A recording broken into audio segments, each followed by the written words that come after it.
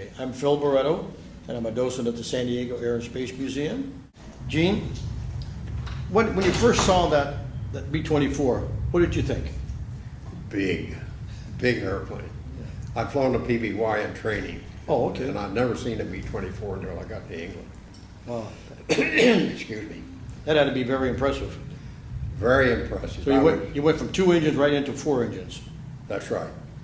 Okay. And where did you do your training at in that? In England? Well, I never saw the B-24 until I got to England. I did my training here stateside at Corpus Christi, where I got my wings, and I flew the PBY there, and then again at Jacksonville I had 2 more months flying the PBY. That's the only multi-engine training I've ever done.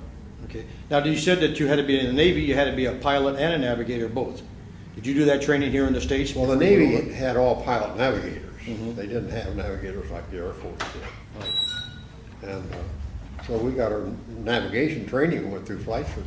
Local high school. Mm-hmm. Okay. How was your first flight in the B-24? My first flight, I wonder if I can remember. I went up with, I guess my first flight in the B-24 was Col.Kenney. Oh, that's I was interesting. put in his crew as a navigator. And I flew a couple of missions with him, and then I did get moved in the co-pilot spot, and then shortly thereafter, Missions did you fly with him? I had 3 with him. Okay. 2 as a navigator, 1 as a co-pilot. And what were your impressions of him? I liked him. He was a nice man. He was well liked throughout the squadron. I got my plane commander designation. Okay. Now, your first flight as a pilot, plane commander designation, were the search and rescue missions, or what was your first missions?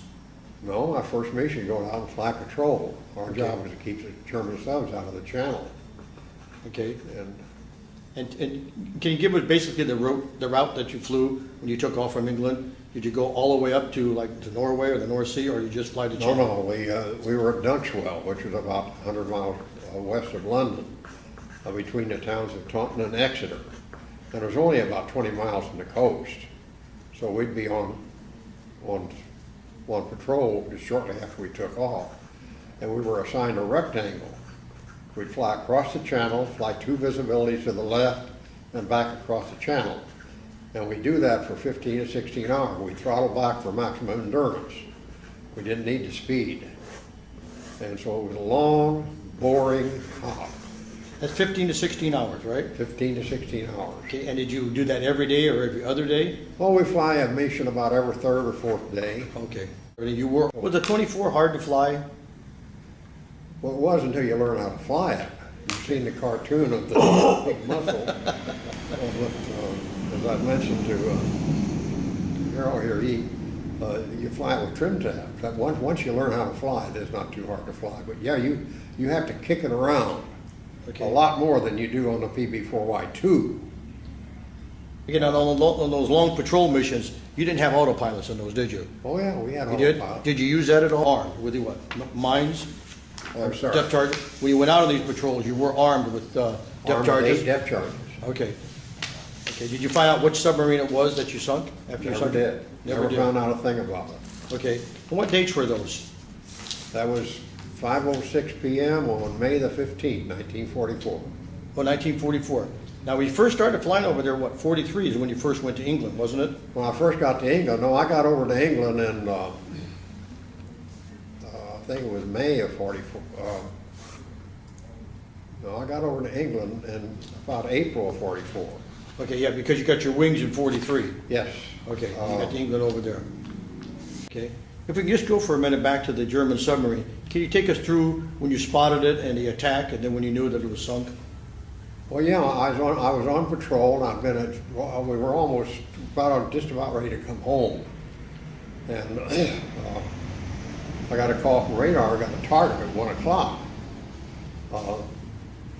6 miles as I remember, and I remember what went through my mind. Oh darn! I don't think I'll even bother with it. We've been chasing porpoises all day, and well, I thought no. And then I went. I remember the mental process. I don't think I'll even arm up. I don't think I'll open a bomb bay. All this mental thought. But I went through all the routine and flipped all the switches and opened the bomb bays and made the approach. And I got in about 2 miles, and there he was, sitting on the water. and he wasn't moving. He was just there. And of course, immediately I went ahead and armed my bombs and armed my depth charges and went over and I dropped 4 depth charges on him. And what you have an intervalometer which drops them 1, 2, 3, dropping 50 feet apart. And you pickle it off when you got the button on your wheel that you drop them. So it was a visual drop. And you go right down over it, 50 feet off the water when you drop them. And the second depth charge come in right beside. I made a tight 270. By the time I come back, I saw his conning tower go under. That was it. It was over. Okay. Okay, where was the location of the sub in relation to England? Well, it was on the French side. Okay. Was it near Normandy? I've got a mental. Well, it was near Normandy. I have a mental block right now. I'm trying to remember. Near Normandy. Yeah, it was near there. Yeah. Yeah. Was he near the shore or out in the middle, or? No, I was near the shore. It wasn't too far. Maybe a mile out. Oh, okay. It wasn't too far. I was there for D-Day. Yes. Now, what was your mission on D-Day? Well, we got word that something was happening. We'd been dropping depth charges all the time. And all of a sudden, we had a bunch of bombs show up. And dropping bombs was a different situation than dropping depth charges, in that the bombs went off on impact. And none of us junior officers had ever dropped a bomb. And they told us how to do it. Said, you got to get up to 500 feet before you drop it. And we go down right on the deck and then pull up to 500 feet and unload the bombs. And our job on D-Day was to bomb behind the lines, which we did. And I came in over. And of course, the channel was so much different on D-Day than it was during the time we were patrolling. When we were patrolling, that channel was virtually empty. But on D-Day, I mean, you could almost step from one boat to the next. There was so much activity in that channel. And so our job on D-Day was bombing. And I flew 6 missions starting about 1 o'clock in the morning that day. I would come back and load up, and everybody was out. The RAF was out. Everybody was out on that day. A lot of planes in the sky, huh? A lot of planes in the sky and a lot of boats in the water. So you flew 6 bombing missions that day? 6 bombing missions that day. And these are all behind the German lines? Behind the lines, yeah. Wow. That had to leave an impression with you, I'm sure. I'm sorry. That had to leave an impression with you, I'm sure. Well, it did. I remember that day. I'll never forget it. Now, what happened after that? You didn't stay over there very long after D-Day. Well, no, we didn't say. Once D-Day was over, well, then our work in the channel was done. Okay. And that's when I got orders from Pacific. Now, what date was that you went to the Pacific? What date was that you went to the That's Pacific? August the 44th. Okay. Right afterwards then. And see, as I understand it, reading a little history, they were at, the V-29s were on Tinian at that time. And they did not intend to invade Iwo Jima, but Iwo Jima lays 750 miles north of Tinian, northwest of Tinian, and 750 miles south. It's just halfway between Japan and Tinian. And the Japs were shooting the heck out of our V-29s, and that's when they decided they had to go into Iwo Jima. Now that I didn't know at the time, but I've read history since then. Okay. And I've learned that. Going back to D-Day, did you see any Luftwaffe over there? Any enemy fighters or planes at all? We were never confronted much with that. No, I don't remember seeing any fighters. We didn't have any opposition to speak of. We went to the Pacific. What were your first missions out in the Pacific? First missions on the Pacific, there was a lot of Japanese patrol boats, which were looking like fishing vessels. And we had orders to sink anything we found. And we were carrying bombs there. And then we sank a lot of Japanese small boats. And when you say a small boat, what are you talking about in size? 65 foot, 100 foot? No, probably 150 feet. They were big, of that size. But they weren't big ships. Right, but pretty decent size though. Yeah, but they were using, the Japanese were using those to right back, they sent a lot of CW, you know. Boys didn't go do work very well out there then. We used a lot of CW. Okay, let's go back to Japan. Now you're over there in Japan, and this was in August of '44, and you're flying patrol missions, or were you flying armed patrol missions like you were in the Channel? Well, no, we weren't flying any patrol missions out there. We'd go out on patrol, yeah. Uh-huh. But we'd go out and just search for anything we could find in the water to sink. Okay. And then, of course, when Iwo Jima came along, we actually took off and went on bombing missions to try to keep the runway out of commission on Iwo Jima. And of course, the Japanese would fix them about as soon as we did it. My first landing on Iwo Jima, right after we took it, I remember I made a low pass over it and it was so full of potholes. I wasn't sure whether it was even safe to land, and I actually went down the runway, and it wasn't a very long runway either, dodging chuck holes. Yeah, that's exciting, isn't it? Oh, yeah, it was. Yeah, what were the differences of the B-24? Okay. And the what? B-24 bomber and the B-24, Well, the B-24, the Why? Navy designated PB-4Y1, and the privateer was a PB-4Y2. right, that was a little bit bigger, wasn't it? A little longer, about Yep. 5 feet longer, also a little higher horsepower, did not have the turbo superchargers, because Okay. the Navy did not need a high altitude. Right.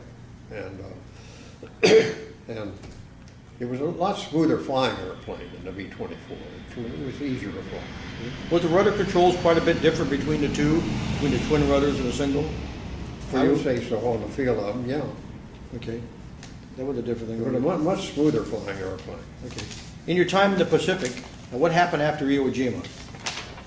Where did you go from there? Well, after Iwo Jima, I didn't come back until December of '45. Okay. And in fact, I had 2 birthdays, I'll tell you that story. But, no, I was still out there. Well, actually, the last month or so, I was in November, December, I was on Wake Island and did hardly any flying. We were just there on standby. We had the airplanes loaded, and that's where I learned to play bridge. We were sleeping in a tent, and Not much else to do. there did very little flying, and hardly ever. We had an airplane loaded to go, but we did virtually no flying. What was your impressions when you first heard that they had dropped a super weapon or an atomic bomb or something like that? Oh, I don't really recall. I don't.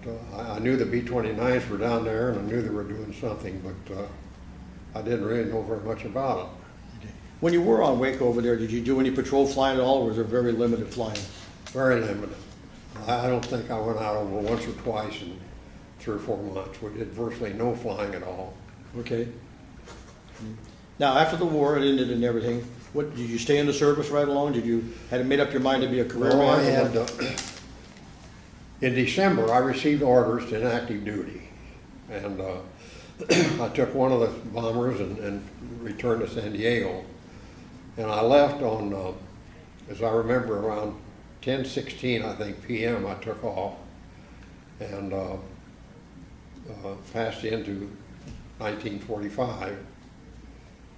And then 2 hours later, at 2 something, I crossed the international date line. I was back December 31st.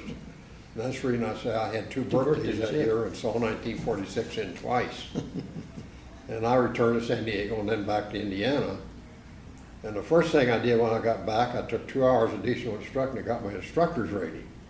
And of course, at the time I came back, I had the highest ISPA rating you can get. I had land and sea, I had all the qualifications. And I was a current pilot at that time. And I hadn't been to school yet, so I went up to Lafayette, Indiana, and went out to the airport and got a job as a flight instructor while I was going to school. And for 2 years I did that, and Purdue gave me a lot of credit for the training I'd received. Okay, when you were doing that training, was that multi-engine training? When you said you went back to school and you were doing training at the No, airport? no, I just singled in light aircraft. Okay. You'd fly the Aeronica and the, Oh, okay. the small aircraft. That's what they had. That had to be a drastic change from what you were Oh, doing. yeah, but it was fun. I needed something. I just needed a job to make money. And of course, I went to school on the GI Bill. And then, of course, in 2 years later, 1940, the Berlin Airlift, when it started. Oh, yeah. I heard about the Berlin Airlift, and I was still in the reserve, and I put in a letter and requested that. Mm-hmm. Well, in the meantime, in the reserve, no, I was still flying VP then. Okay. But I did get into Berlin Airlift, and that started me flying the R5D. Oh, okay, so you did fly the Berlin Airlift. Oh, yeah. Okay. I was over there over a year, about 15 months. Wow. Yeah. Practically, we both of us just finished a book about that, and it was just fascinating. Oh, it's the amount of interesting. flights and the amount of material that was carried in, and the hazardous flying that there was. Well, we had some rather bad weather, and I first got over there, of course, we were flying VFR, and Eastern part of the time, we had some lousy weather. And when Tanner got over there, why, he flew a mission over, they had what they call Black Friday. And he went over there, and there was a couple of airplanes actually crashed. And he ordered all of us, I was stacked up above when this happened. He ordered all of us back to base. And he said, from now on, everything's IFR. Because the tower had completely lost control. And he recognized that, so we flew all IFR, and after that, things just smoothed out. But no, during good weather, we were landing an airplane about every 30 seconds. Yeah, and you never shut them down, you just landed? No, we shut them down. You shut them down? We were on the ground about 30, 40 minutes. Okay. No, we had to shut down. Yeah. And mostly, did they fly in a lot of coal, too? Well, a lot of coal, a lot of food, we flew everything. Yeah. And everything had to be hand-loaded. So we had a lot of German labor. Where'd you fly out of? When you were flying into Berlin, where were you flying flew out of, I think in Wimbledon or something like that, and flew into Tempelhof. Okay. And it was about an hour and a half flight over there. I understand the approaches in were very, very dangerous, very hazardous. Well, they were hazardous because we came right down between the buildings. As a matter of fact, the Russians had a tower over there, and they refused to take it down. And one of the generals, I don't remember his name. French general, I think. Yeah, he blew the thing up. Right. And the Russians were upset about that. How'd you do that? He said, did it with dynamite. Yeah. Did you have any Russian interference or harassment from the planes and stuff? Well, we had harassment. They'd come in and shine floodlights at us and dive at us and swoop, but they never fired at us. Okay. But, yeah, they harassed us all the way over. How many missions did you fly into Berlin? I think about 162 or something like that. Oh, that's quite a few. Yeah. Yeah. And I'm sure you were familiar with the guy that was known as the Candy Bomber and all that and everything. I didn't know much about him at the time I was over there, but I read about that since. But I know he dropped put parachutes and dropped them, yeah. And stuff like that. Okay, after the Berlin Airlift was over with, did you go back into the reserves? Oh, I stayed in the reserve. Yeah, you stayed in the reserve. The only way you can get out of the Navy is to resign and be court-martialed once you have a commission. I'm still in the reserve today. Okay. I keep hoping they'll recall me to active duty. And stuff like that. They said you went back to school and everything. You got your degrees in what you wanted? I got my degree, and that's when I went to work for Mallory and then later RCA. And I became the chief design engineer at RCA for many years. And then in 1967, Wanda and I came out to move to California, and we started a camera business, security camera business. And we got in on the ground floor of that, and that was very successful. We sold that in '95. Do you still fly? No, not anymore. I did a little civilian flying after I came back here, but very little. Just to go out and fly and ride around on Sunday afternoon, it doesn't do much for me. You gotta have a reason to fly. I thoroughly enjoyed it. I would enjoy it today if we had a reason to. But just to go out and fly around or have a boat, it's never that doesn't do much for me. I'm a member of the CAF, and I go out there and attend the meetings, but I don't do any flying with them. Now, how was the weather flying different when you're flying the Pacific from flying over in the Channel? Obviously, it was difference in the temperature and everything. Well, we had better weather in the Pacific than we had in England.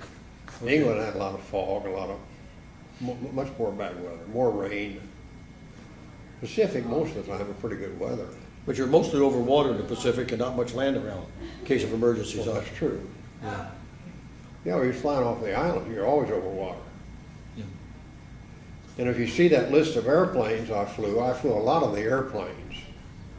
But Fazron had airplanes attached to them, the extra airplanes. And they said, if you want to go fly any of them, you know, I picked that up. I flew the F4U and the F6 and flew a lot of those airplanes. But most of them I just got 1-2 hours in them. Okay, yeah, I saw that you had a list of those. And they didn't ask any questions back then. If you had your wings, you could fly anything. Different it is today. Out of all the planes you did fly, what's your favorite? My favorite? Yeah. Well, I think the Connie, as far as being smooth. Mm-hmm. But there's a lot of them, like, well, I flew the F4U for an hour or so. Mm-hmm. Now that's got a lot of torque, a lot of get up and go. When you take that thing off, you don't pour the coal to it real fast. You flip it right over. It takes a lot of right rudder to keep that thing going on the runway. What's your total hours? 11,000 something. Mm-hmm. Okay, that's a lot of hours. Yeah. Yeah. Did you have any missions into China? No. None at all? Okay. Is there any planes that you regret that you didn't get a chance to fly? Well, none comes to mind right now. There's a lot of them I'd like to fly. I never flew jets. Okay. And I've kind of regretted that but I never had the opportunity to fly a jet. I did fly a jet, what do you call them, these mock-ups. Oh, yeah. I was privileged setting that for about 5 minutes one time, and I know I was impressed by you don't move the stick, you just put a little pressure on it. Boy, it's doing this. But other than that, I didn't. But I had. Yeah, it's funny you mentioned the Constellation because that's a favorite of a lot of people and everything, and that also had tri-rudders instead of dual rudders. But what was so good about the Connie that you liked? What was smooth to fly? Also the R4D, the DC-3, that was a smooth flying airplane. Now, Easy airplane to fly. Now, what were you doing with the Connie? Were you just taking it out for a spin, or were you on any missions or anything like that? There was a Connie, see, I was in the reserve, Mm-hmm. and there was a couple of Connie, they call it the R7B, attached to the VRC. After Berlin, I got out of VP, flying the bombers, and into VR. And that gave me a lot of chances to fly. And that's where I got all my chances to fly. And that's where I get these phone calls. Can I take a flight to Japan? See, after I got into VR, I got a lot of extra flying that I would not have gotten otherwise. See, in VP, all I ever had my weekend, my monthly drills and my 2 weeks active duty every year. That's the only flying I was able to do. But when I got in VR, I got all these extra hops. And I mentioned I went to Iran a lot, went to Japan. I got pretty much all over the world there because I was privileged with working at RCA. I had a job where I could get away, and they'd let me get away, so I could take these hops when Navy would call. And see, the reserve had money back then, and the regular Navy didn't have Navy. The regular Navy pilots were scratching to get their 4 hours a month in. And the Navy had money, the reserve had money, and the regular Navy didn't have money, because the government was trying to build up the reserve. Again, what you were saying, in the right place at the right time. You got that. It seemed like my whole life. Timing was everything. Yeah. They said your flights to Iran, what were those about? Well, we were taking stuff over there. We would load up sometimes as passenger, more often than it was freight. We were taking a lot of, I think we were giving Iran a lot of support at that time. That's when the Shah was in. Well, that's when the Shah, what year was that? Well, that was 79. That was up to 79 when the Shah went up. Okay. I never got in there after Ayatollah took over. Okay.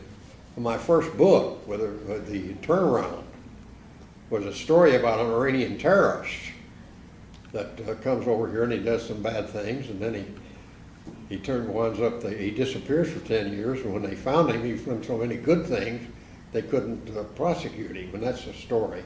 And that kind of came about because of my flying and whatnot I did into Iran, and what I learned about the Ayatollah, plus the research I did for that book. But that's my first book that I published. You've had a lot of memorable flights in your lifetime. You've been to sub and landed in Iwo Jima right afterwards and stuff, and D-Day invasion stuff. Which is the one that is your favorite? That you really remember the most? Joe Kennedy? Well, I think Joe Kennedy, I suppose thinking the sub would be the one I'll remember being the most memorable, although we sunk a lot of boats out in the Pacific. We sank golly, I don't know, 15, 20 of them. Yeah, that's quite a bit. Yeah. Yeah, because that's why I asked you about the size of those things, because most people think of a fishing boat as about 50 to 60 feet. Yeah, well, But these are more than that. yeah, they were more than that. Yeah, Probably they- a couple hundred. Yeah, and they carried a lot of supplies and took a lot of That's what they were infantry doing. on That's and why off. we had orders to sink them, and I'm sure we sank a lot of them we shouldn't have sank, maybe. Which Oh, is yeah. which is sort of not quite a tangent, but it's something that's off the normal thing Well, that you is wouldn't a change, associate. and I told you the story a while ago about Terry Yeah. Champlin saying, you need to write a book about that, and it stuck, Yeah, and I spent a lot of time driving those roads up there. I did a lot of research on that book. yeah. Now, in your opinion, being a pilot and everything, flying big aircraft, his bailing out at that time of the night and the weather and all those things, you really don't think he survived, do you? I kind of about decided that, although they say it was not a foolhardy stunt. They say he could have survived, but they've never found out. The only thing they've ever found is $5,800 of old decayed money, and he bailed out with $200,000. Mm-hmm. So what happened to the rest of the money? Well, there's a number of things. It could have fallen into the sea and been washed out and disappeared. Anything like that? So I kind of come to the conclusion, I don't think he survived. In my book, he did. And your research of him, and if you were drawing a profile of him, he seemed somebody that was knowledgeable about both aircraft and parachuting and operations and stuff like that. He seemed to have a background in that. He wasn't just a guy that came up and this was his first jump or anything. They think so, that's right, because he knew what to ask for. Mm-hmm. And everything. So he knew something about flying, yeah. And also, he gave him a route to fly at 10,000 feet with the gear down at a certain speed. And so he knew, and that's the only route they could have flown at that altitude safely. So he was knowledgeable about aircraft, flight rules, things like Seemed that. to be, yeah. And the aircraft itself, because he knew the back door opened up, you could get out that way and He so knew forth. about that. Yeah. Now, since that time, they've done a couple of things. Number one, as I understand, after that, they couldn't let the stairway down in flight anymore. Mm-hmm. And so as a result of that, they made some changes in that airplane. But they actually reproduced, some people say, well, he couldn't have jumped out because the stairway was, but they demonstrated first of all, they let a man go down with a safety rope on him, and sure enough, the stairway was up in the airstream, but then as he waited, when it went down, and he could have jumped out. And then they actually dropped the 200-pound bag, and that's when the pilot determined exactly where he jumped, because the little airplane did a dip. And the pilot knew where they were, and that's why they know that he jumped right over Ariel, Washington. So they know the exact spot where he jumped. Okay. Going back to your early flight training, when you first joined up and you got your wings, what type of aircraft did you use in training? What were the Navy using at that time? Well, I soloed in a Piper Cub, and then when they sent me to Norman, Oklahoma, I was flying the Stearman. And of course, that's an airplane everybody loves, and I had 110 hours in that. And when I finished there, you were really a pilot, because you could fly that airplane with 110 hours. Be good at it. And then from there, I went to, I flew the SNV there and got some formation flying while I was at Norman, Oklahoma. And then they sent me to Corpus Christi for additional training. That's where I got my instrument training. And then I got into PBYs, and then I got my wings. And then they sent me to Jacksonville for another 2 months, and I flew the PBY there. And I loved to fly that airplane. It was the admiral, the prevailing wind was right over the admiral's house, and he had orders, don't come over under 500 feet. And oh, what fun that was to come over his house at 500 feet, chop the power and dive that baby down. You know, unlike land, ever landing on water was a perfect landing, because you can just set that thing down and just scoot it in. So every landing was a perfect landing on water. And of course that PBY was slow and everything, but it was a fun airplane. Yeah, and they had long flights in those too, didn't they? I'm sorry. You had long flights in those too, didn't you? You had long flights. I made my first landings in the Bay. I made San Diego while I was at Jacksonville. I made a couple landings in the Bay out here, San Diego. I see Ron writing over here. Okay. What happened at the end of World War II? You were still in the Navy, but you were at Wake Island, right? Well, yeah, they sent me over to Wake Island. We were just there on standby for anything that might happen.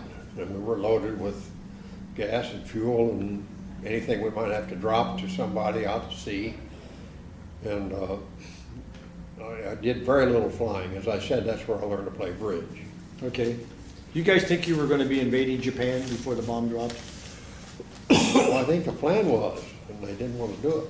And of course, I've thought about thinking back, and of course, hindsight's always better. It would have been nice that atomic bomb had been dropped on Iwo Jima instead of invading it, so we had some heavy losses there. Yeah. We'd fly in over those, and we'd see these men going in during the invasion, and oh, it was awful. But after the island was taken, you were one of the first ones to land there. I was one of the first airplanes to land. I think I was the first airplane to land. Okay. And that's when I came in over that runway, and it was full of potholes, and you had to, on your rollout, and the runway was only 2,000 feet. And that's way too short for a B-24. That is pretty short. So And you with came in potholes, with that thing on its tail. how about the takeoff on that with all the potholes? Well, you couldn't take off heavy. That's the thing you could load fuel, weren't carrying any bombs or anything then. So we had to be relatively light in order to get off. And also, we didn't even carry a full load of fuel. Okay, did you have any problems on your Iwo Jima missions? You were flying out of there?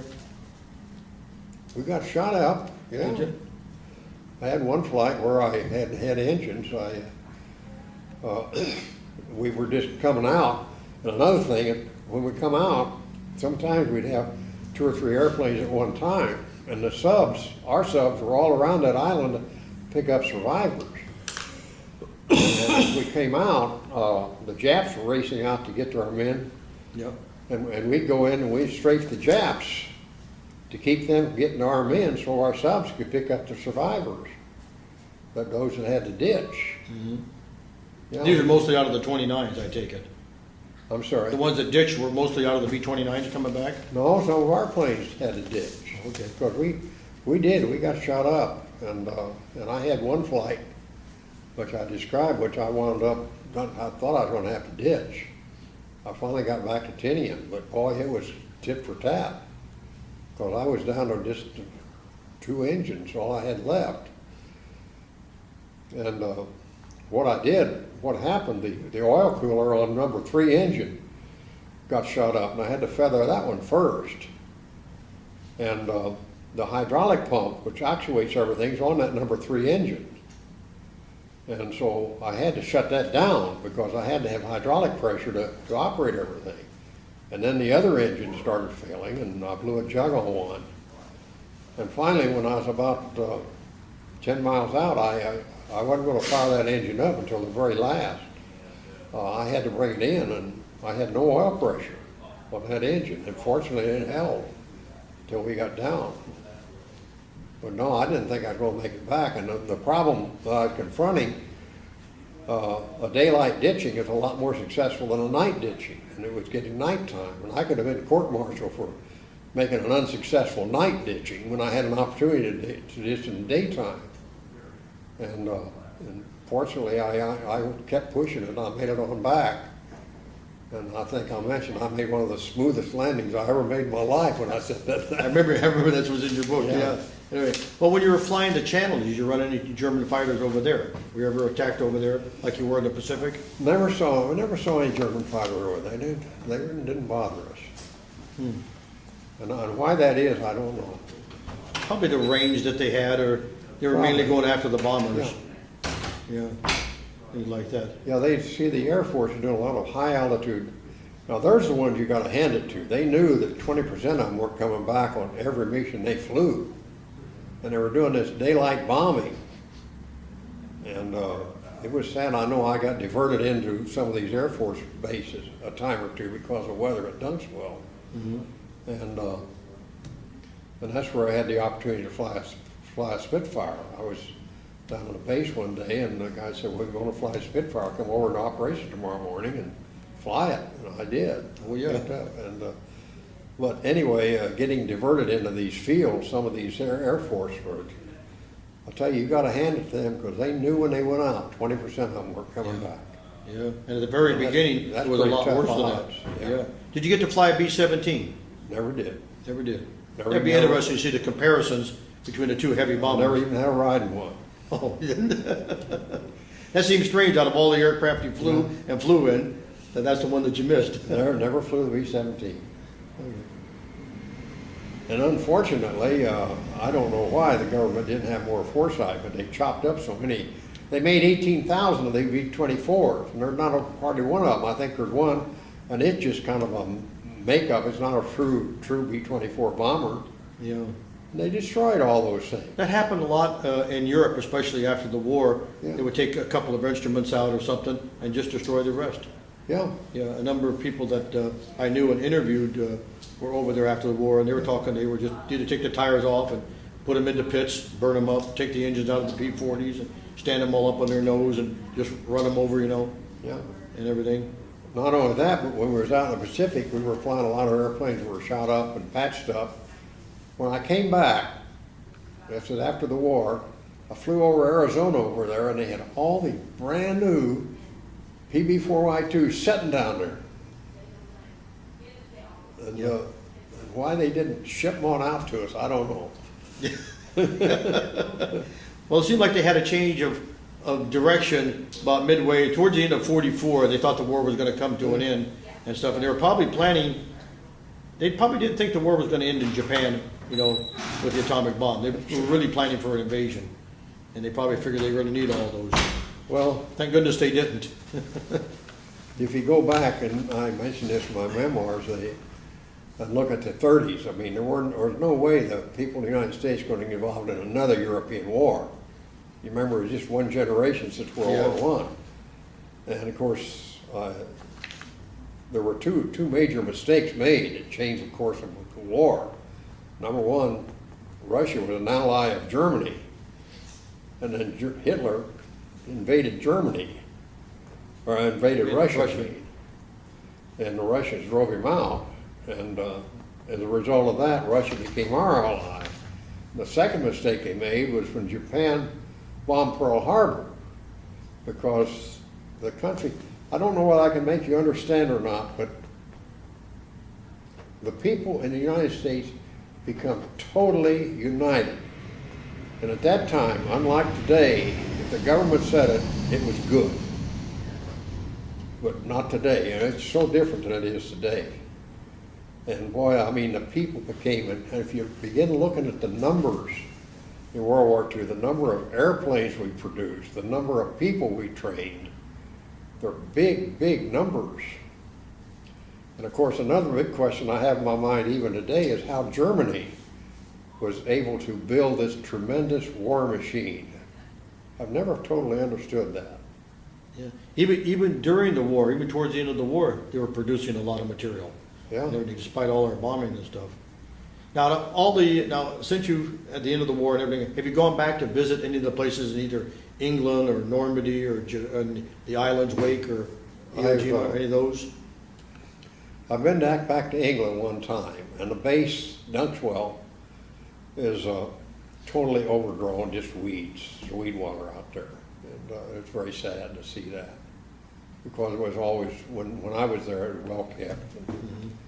And of course, it was all Quonset huts and that type of thing, but it's just grown up in weeds now. You ever been back to Berlin? Yeah, I was back to Berlin one time. We went back there about 10 years ago. We made a trip over there. I'm in Kiwanis, and we had the international convention. I forget where that was, someplace or in Europe. And at that time, we made a tour of Europe and got into Germany and Berlin, what have you. Did that seem strange going back to where you put all those supplies in? Everything's been cleaned up now and rebuilt and what have you. See, when I was over there, Berlin was still a shambles. Yeah. The results of the bombing and everything, it pretty well wiped out. dropped a lot of bombs on Berlin. Yep. The Air Force did, not me. In England? Well, in England, that's the first place that they had GCA. But that's the first GCA that they had. Are you familiar with what GCA is? It's a ground control approach. Everything's controlled from the ground. It's an easy approach to fly. And when I say it's easy to fly, unlike ILS where you have to fly the needles, the pilot sits there and he just does whatever they tell him. And what it is, it's equipment completely, all the equipment's on the ground. And they project a beam up. And you come in and they talk to you. And after they establish communication, well, you don't respond to any command at all. You simply, and it'll go something like this. You're approaching glide path, you're approaching glide path, going to establish a 500-foot rate of descent. You're on glide path, you're on glide path, you're above glide path, you're above glide path, you're on glide path, and all the way down he just keeps talking, never stops talking. And it's a very accurate approach. And it's so accurate that I don't know whether I didn't mention Argentia during the Korean War when I was back on active duty. We'd actually fly that GCA. You know, we're leaving England now, going to Argentia now. We'd actually fly that thing right down to the runway and go below minimum. Minimum is 200 feet. You're supposed to, you don't break out at 200 feet, you pull up. And we'd fly that thing right down to the runway, and you'd just catch the runway lights going by and set it down. They'll never see it.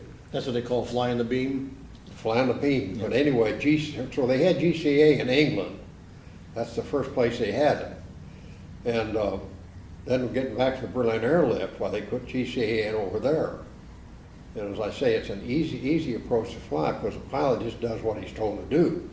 You're going above glide path. He just talks to you all the way down and tells you going right or left, and it's so accurate it'll bring you right down to the runway. Hey, you mentioned Korea. We didn't cover that. You were obviously in the reserves when Korea broke out. They probably called you right up.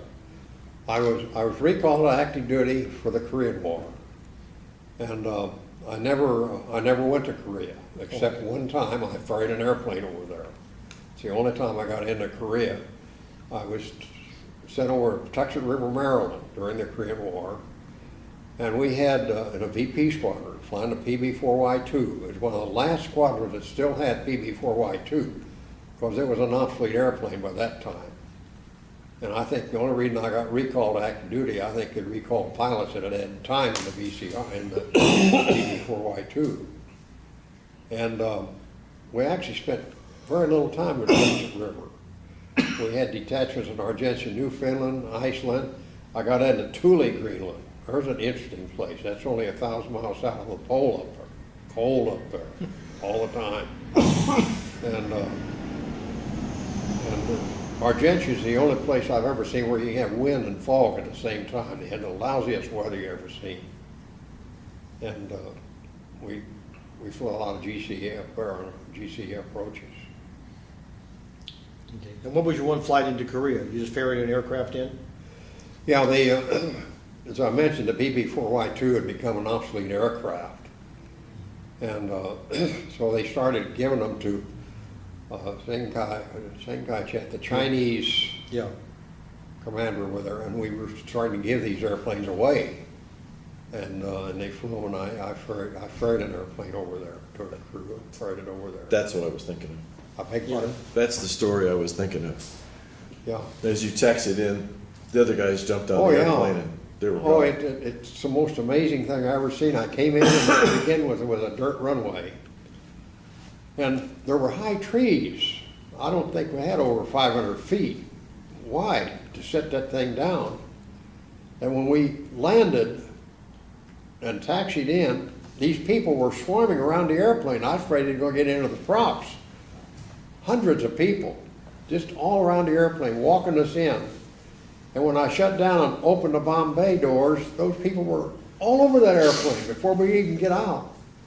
And I went in there, of course, the commanding officer did speak English, and I signed all the papers and everything like that. And it was interesting. And then we had to get up to Tokyo to catch a flight back. And they flew us into Taipei, and we got in the C-46. And oh, you talk about an experience. I described this in my memoirs.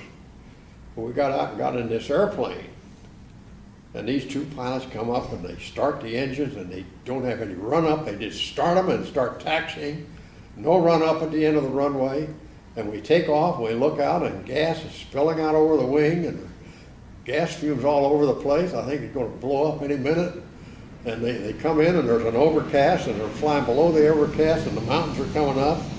And they must have knew the territory real well, because they were going around under the overcast and just above the mountain through these passes.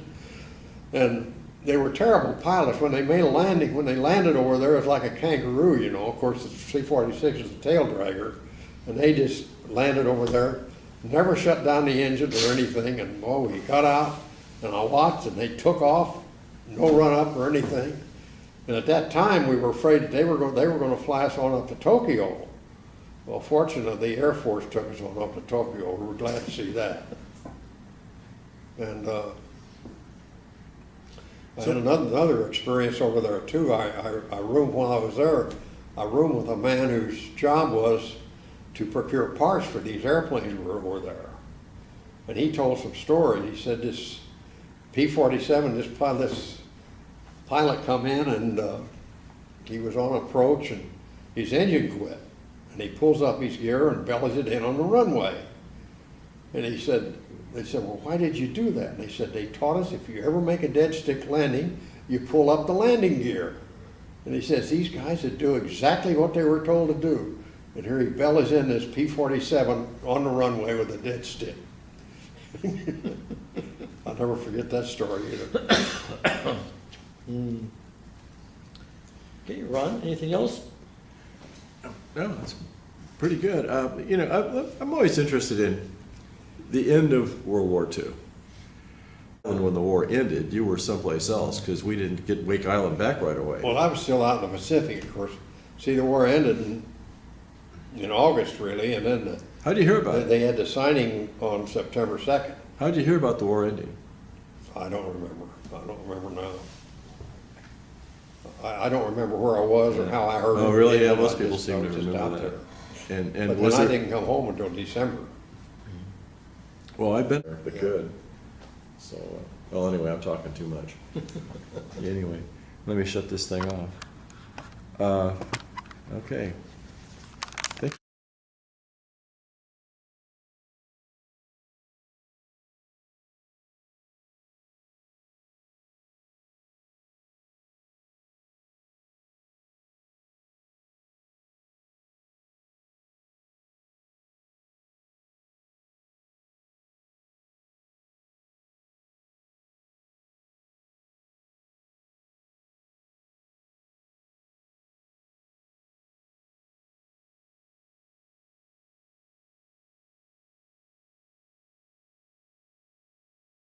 Okay, I'm Phil Boretto, and I'm a docent at the San Diego Air and Space Museum. Gene, when you first saw that B-24, what did you think? Big airplane. I'd flown the PBY in training. Oh, okay. And I'd never seen a B-24 until I got to England. Oh, Excuse me. that had to be very impressive. Very impressive. So you went from 2 engines right into 4 engines. That's right. Okay. And where did you do your training at in that? In England? Well, I never saw the B-24 until I got to England. I did my training here stateside at Corpus Christi, where I got my wings, and I flew the PBY there, and then again at Jacksonville, I had 2 more months flying the PBY. That's the only multi-engine training I've ever done. Okay. Now, you said that you had to be in the Navy, you had to be a pilot and a navigator both. Did you do that training here in the States? Well, the Navy had all pilot navigators. Mm-hmm. They didn't. I got to England. No, I got over to England in, I think it was May of 44. No, I got over to England in about April of 44. Okay, yeah, because you got your wings in 43. Yes. Okay, you got to England over there. Okay. If we can just go for a minute back to the German submarine, can you take us through when you spotted it and the attack, and then when you knew that it was sunk? Well, yeah, I was on patrol, and I'd been at, well, we were almost just about ready to come home. And I got a call from radar, I got a target at 1 o'clock. 6 miles as I remember. And I remember what went through my mind. Oh, darn, I don't think I'll even bother with it. We've been chasing porpoises all day, and well, I thought, no. And then I went, I remember the mental process. I don't think I'll even arm up, I don't think I'll open a bomb bay, all this mental thought. But I went, Okay. Was the 24 hard to fly? well, it was until you learn how to fly it. You've seen the cartoon of the big muscle. As I mentioned to Harold here, you fly it with trim tabs. That once you learn how to fly, it's not too hard to fly. But yeah, you have to kick it around a lot more than you do on the PB4Y2. Again, on those long patrol missions, you didn't have autopilots in those, did you? Oh yeah, we had You did? autopilot. Did you use that at all? Armed with the what? Mines? I'm sorry. Depth charges? When you went out on these patrols, you were armed with depth Armed with charges? 8 depth charges. Okay. Okay, did you find out which submarine it was that you sunk after you Never sunk did. it? Never did. Found out a thing about it. Okay. And what dates were those? That was 5:06 p.m. on May the 15th, 1944. Oh, 1944. Now, when you first started flying over there, what, 43 is when you first went to England, wasn't it? Well, I first had navigators like the Air Force did.